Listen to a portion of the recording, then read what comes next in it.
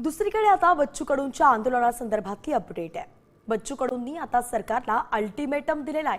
7/12 कोरा झाल्याशिवाय आता माघार नाही। दुपारी 12 पर्यंत ऐकलं नाही तर सगळे रस्ते जाम करू, नाहीतर आज रेल्वे ट्रॅकवरती जाऊन बसू।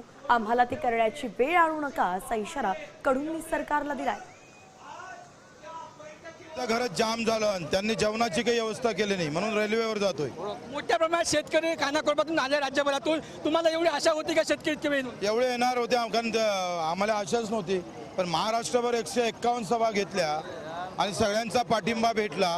सगळे नेते एकत्रित आले, परिणाम आम्ही पाहतोय, हा मोठा मोर्चा झालेला आहे। रेल्वे बंद, परवा महाराष्ट्र बंद। तर बच्चू कडूंच्या मागण्या नेमक्या काय पाहूयात।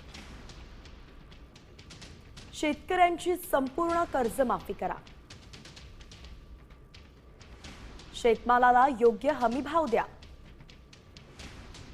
अतिवृष्टीमुळे झालेल्या पीक नुकसानीची भरपाई त्वरित द्या, उसाला यंदा प्रतिटन 4300 रुपये FRP द्या, कांद्याला 400 रुपये क्विंटल भाव द्या, कांद्यावरचं निर्यात शुल्क कायमचं बंद करा। देश विदेशातील प्रत्येक घडामोडींचे लाईव्ह अपडेट मिळवण्यासाठी आता साम टीव्हीच्या सर्व सोशल मीडिया प्लॅटफॉर्मला लाईक, फॉलो आणि सबस्क्राईब करा। तसंच सर्व नोटिफिकेशनसाठी बेल आयकॉन प्रेस करायला विसरू नका।